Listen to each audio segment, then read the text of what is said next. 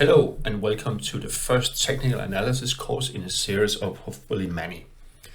I plan to add more than just listed there, but in this first session I will talk about one of the indicators I use and rely on the most, relative strength index or RSI. At the end I will also touch a little bit upon volume. But let's move on to relative strength index. I've just thrown in there a little bit, two screenshots from the book that is from J. Wells Wilder, who's actually invented relative strength index back in the 1970s. And that is how they did it back then in the 1970s. They actually used a worksheet to calculate the RSI values themselves, and later then there was also some computing. You can see here very simple drawing on this chart there on the right side. Just I think it's interesting to see where we are today. But RSI, as mentioned, has been developed by J. Wells Wilder Jr. and it is an internal strength indicator, as it does compare the price of an instrument relatively to itself. So what it does, it actually measures the relative strength of the gains in prices on the days that this instrument closes above the previous day's close, and also compared to losses on the days that the instrument closes below the previous day's close. And that's where you can have these values. I'm not going into how it's being calculated. You can look it up for yourself on the internet or wherever if you're interested in that.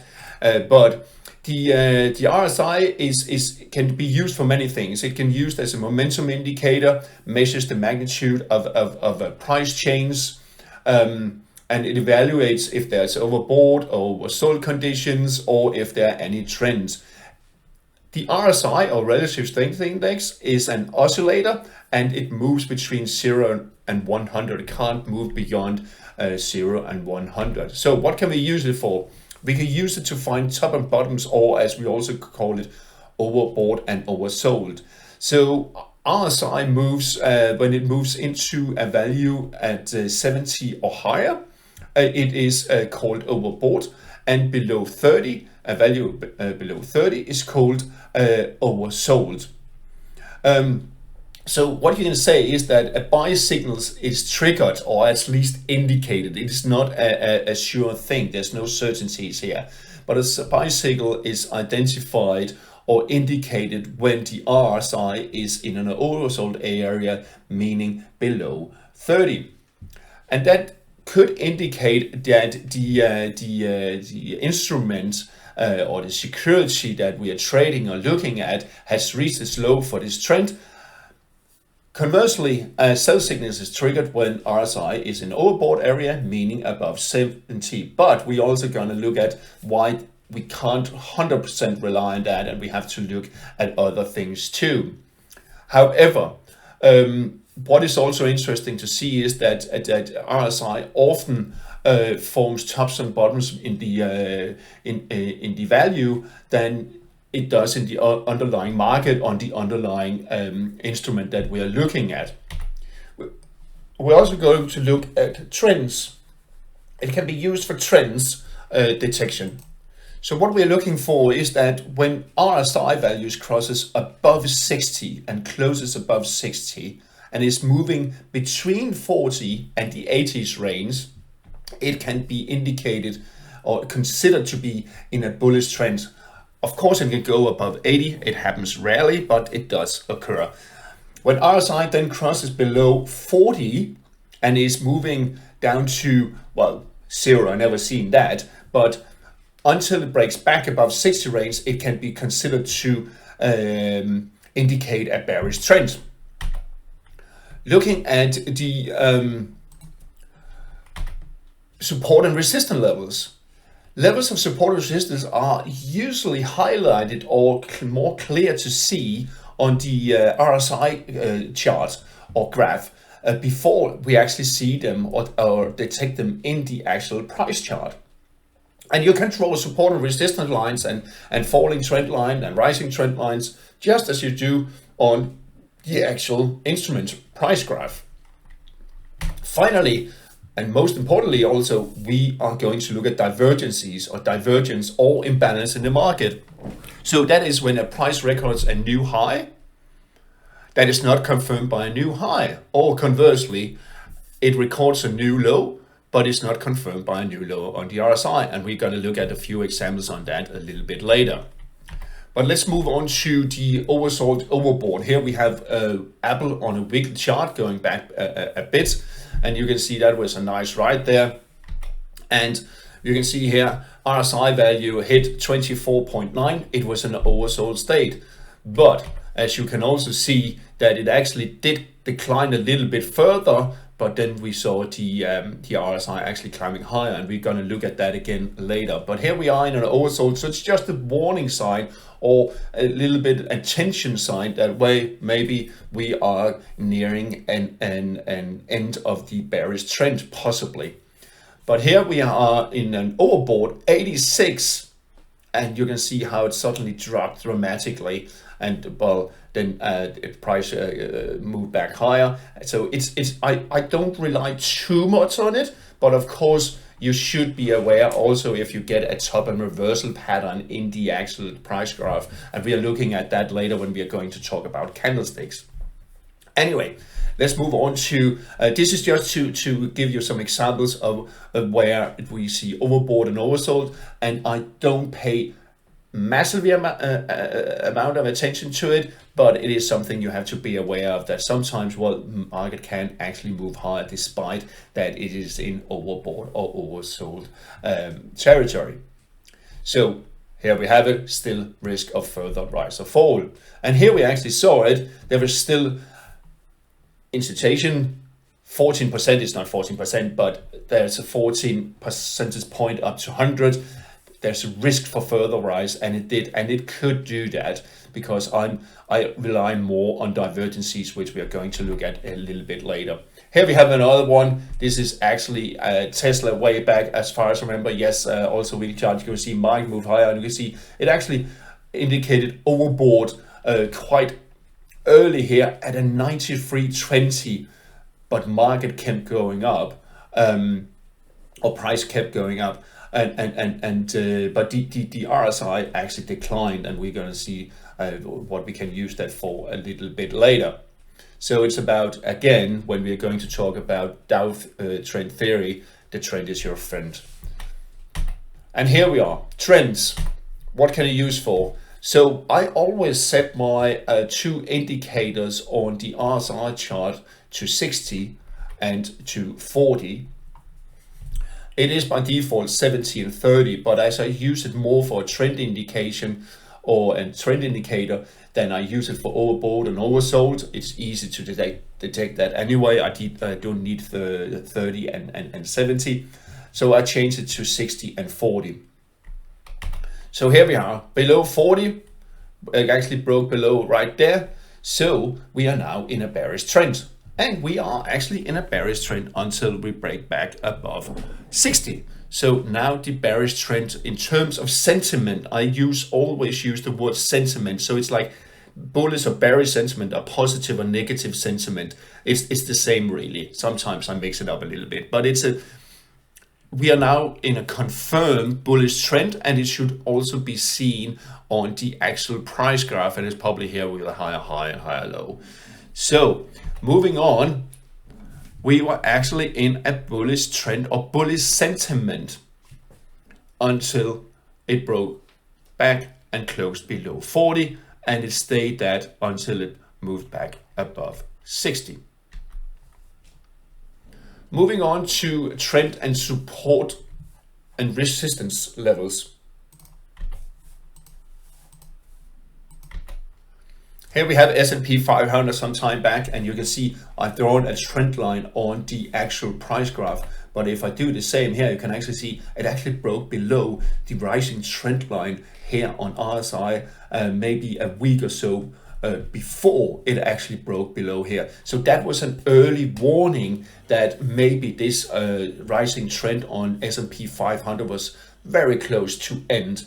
And that is a bit of warning. Then you also look for other signs. It could be a top reversal pattern and all that, and divergences, which we also have here. Again, we're going to talk about that in a minute. And it broke back below 60, and sometimes that could be also an indication. Then you think, okay, maybe this is a time to get out and say, maybe that was a nice ride, and I'm happy, let's move on. Break of bullish trend, but still bullish sentiment, and it's still in bullish sentiment, and it will be in a bullish sentiment until it actually breaks below and closes below 40. But you can still sometimes be a little bit of an early warning and say, okay, I don't know what's going to happen now, but the uptrend is likely to be over. Moving on to divergences or divergence or imbalance in the market, because that's what it is actually. First, we have to talk about what is divergency here. So we have market or price makes a higher high. You know, higher highs, higher closing prices, and so on. It's like walking up the ladder. But the indicator makes a new low. And that is divergence or imbalance. So meaning that the strength indicator is making lower lows, but market is moving up. That is a sign of weakness of the trend. So the trend is becoming more and more fragile, and that's a warning sign. It is not a top and reversal sign. It is a warning sign that you should be aware of. A bullish divergence is the opposite. Market is making a lower low, trading lower, but the indicator, in this case RSI, is making a new higher low. So it actually moving up. So that is also a sign that the bearish trend is in an exhaustive mood, and it's about to maybe end and reverse. So that's why we call it a bullish divergence, meaning it's time to go bullish, or at least it's a warning sign that we could soon go bullish on this specific instrument. So let's have a look at some examples here. Here we have euro dollar on a daily chart. You can see higher highs. This one is higher than this one, and again higher highs. But see what's happening here. There's bearish divergence, warning about that the uptrend is exhaustive, in an exhaustive mood. So that's about when you start having your stops close and you look for a trend reversal, and then you put your stops in possibly at these lows here, or when there is no more uptrend, when it's starting at a downtrend. And that is a different discussion. It's just a warning sign that you say, hang on a minute, the strength is leaving the bullish trend. So maybe it's time to get out, and then you look for some top and reversal pattern for further confirmation. And also over here you can see, well, it actually also closed below the 40 threshold, and now we also in negative sentiment, further confirming the downtrend, and it did so until it actually turned around. Here you can see another examples, because sometimes you also have to be aware of false signals. So here we have the euro dollar moving lower, but you can see here RSI values are moving higher. So they're saying, hang on a minute, okay, maybe we are soon hitting a bottom in euro dollar. The downtrend is exhausting. Possibly, I just need the confirmation. I haven't got that yet. It's just a warning sign. But suddenly it takes out and breaks below the lower rising trend line, and also moves back below 40, and it's like, oh, we're not done yet. We're not over yet. We will take another turn on moving lower. So, and that is exactly what it did. It continued lower here, and you can see it broke lower. So that is called bullish divergence, but there was a false signal. So that's also something you have to be aware of. It shouldn't do this. It should have moved higher. It should have bounced back. But that's something how the world is, and that we just have to prepare for it. So that's a little bit of warning sign there. Market move lower again, lower lows, lower highs, lower lows, and then we got a new round of RSI values rising where the actual price was declining, and we draw another trend line, and then suddenly we also get a top and reversal pattern in the form of whatever it is. We can always talk about that. And then suddenly it starts moving higher, and you can see also RSI is starting to move higher. You can actually draw a trend line here also if you want. So false break, false warning, cancelled, and then that was the real one. So it's about, sometimes that happens, we just have to be prepared for it, and then place our entry, our exit, and our stop losses accordingly. Another example, we go back to Apple on weekly chart. Apple is actually very good for this, and I will have another look at another Apple chart in a minute. Here we have, you can see despite the fact that you've moved into overbought down here, remember the first chart we were looking at, overbought territory, but market still moved lower and lower and lower, but RSI started rising. So, oh, hang on a minute. There is some divergence here. Market is moving lower, but RSI value is moving higher. Imbalance in the market or divergence. It could be a sign of the trend is about to reverse. Called a bullish divergence, and then we have been warned, and we keep an eye on for the actual confirmation, and the confirmation was when it broke back above 60. No divergence on the way up here, as you can see, higher highs and so on, both on the price and the RSI values. Market kept moving up, but then we have divergence. It's just a warning sign. Again, it's not a sell signal, it's a warning sign. So you keep your stops close, but you also have to trust the trend. The trend is your friend until it's about to end. We're going to talk more about that in the trend section. When we get to that, the Dow trend theory, and it moved higher and higher and higher, and suddenly what it did, divergence was traded out. So divergence can be traded out either by making a new higher high above the previous high here on the RSI value, or if it breaks below 40, then it is being reset and we start again.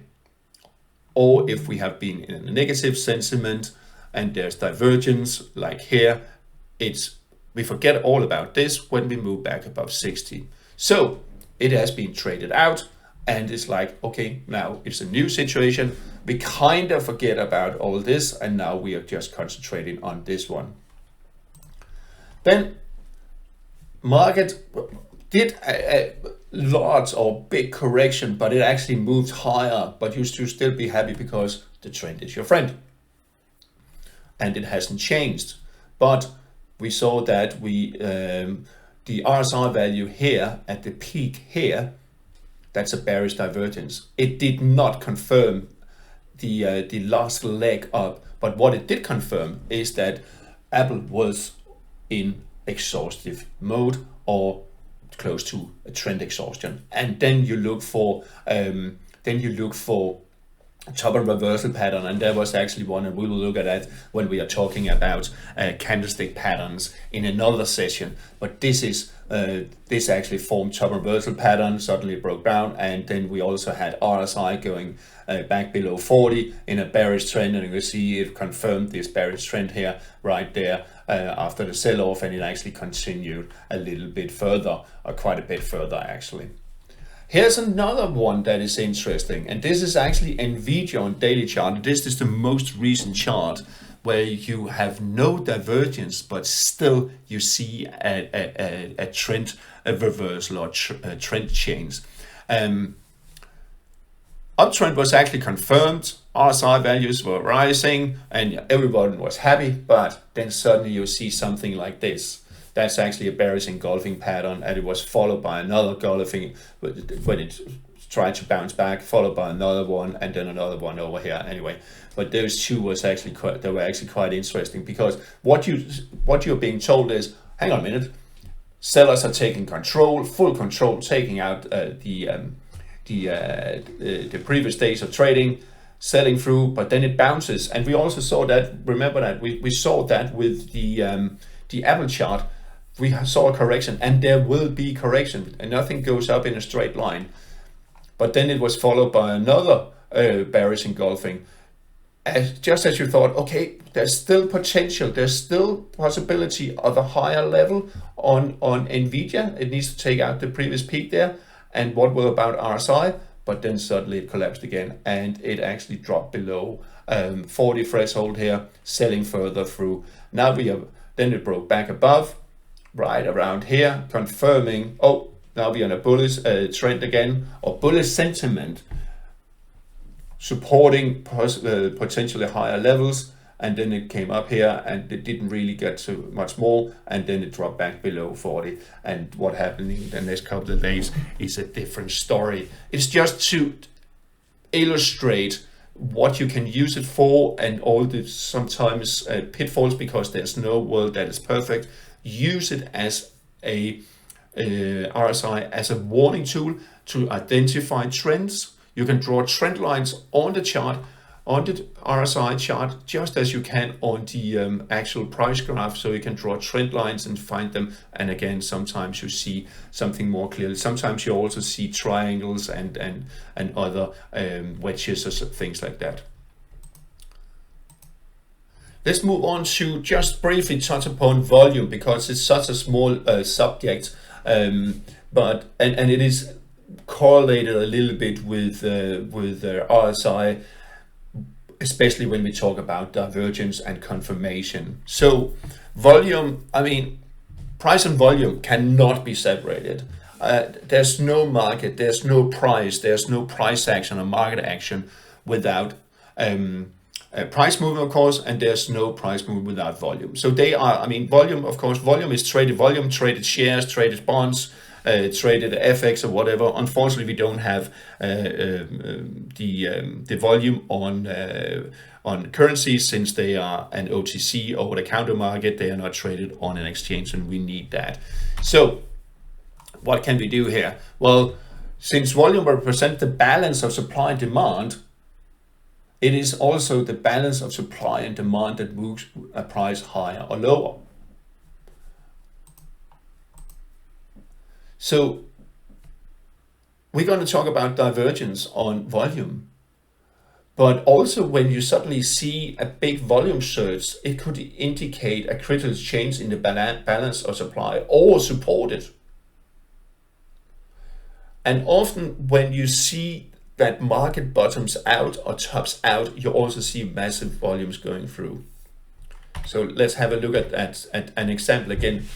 Here we have Apple Weekly, exactly the same chart. Now I just replaced it with the RSI with the volume chart. And then we can see market going up. The general trend of the volume is rising. And you can actually, in the chart, you can actually add a simple moving average to your volume chart. So you can actually detect it a little bit better. Then suddenly, volume is suddenly disappearing. What's going on? Market moving sideways. Buyers gone, have them left, and not really much going on. But again, the trend is your friend, so you should stay in the market until it actually does support a trend reversal. For now, it's just a warning sign. And then suddenly, buyers coming back, lifting the price higher, and whoopsie, market still going up. Or price still going up, but there's no volume. And how can that be? If there's no volume or declining volume, price still going up, it is simply because fewer and fewer buyers are chasing the market higher, and sellers are just moving back. They just say, yeah, I'm not going to sell at this price. I want a higher price. They're just simply moving backwards. I'm not selling. And the ones that have missed out are suddenly, they're chasing the price higher, until suddenly we have a top in place, which we actually do have here. We're going to look at that in another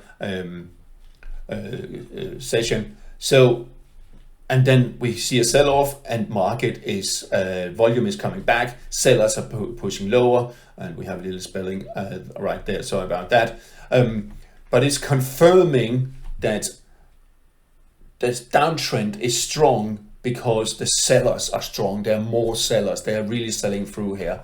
And then we can see suddenly market is still moving lower, but selling pressure is easing, indicating we are in a bearish move. Yes, but it is weakening. We are close to an exhaustion of the bearish trend. And if you recall, we actually also, if we look at the RSI, it did show the same. RSI was rising. So you can combine those two.